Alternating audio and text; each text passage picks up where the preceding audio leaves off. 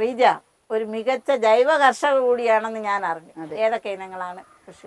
പച്ചക്കറി, കാരണം നെല്ല് ഓൾറെഡി ഉണ്ട്, വാഴ, ചേമ്പ്, അതെല്ലാം ഉണ്ട് എനിക്ക്. പക്ഷെ നമ്മളെ നാടിനെ സംബന്ധിച്ചിടത്തോളം നമുക്ക് പച്ചക്കറി ഒഴിവാക്കാൻ പറ്റാത്തൊരു സംഭവം.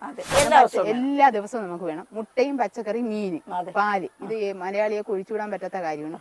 അതനുസരിച്ച് ഞാൻ ഇച്ചിരിച്ച് ഈ കോഴിയെ കണക്ക് ചെയ്തു തുടങ്ങി.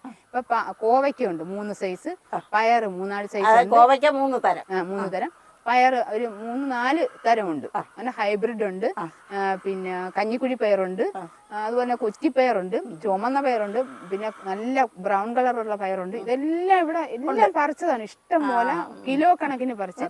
വെള്ളരി, പടവല, മത്തൻ, കുക്കുംബർ, പിന്നെ പാവയ്ക്ക, വെള്ളായണി ഹൈബ്രിഡ്, പിന്നെ ഇത് പീച്ചിങ്ങ, കഴുത്തൈ, വഴുതന, മുളക്, പിന്നെ ഇപ്പൊ ലാസ്റ്റ് മുന്തിരി, തണ്ണിമത്തൻ.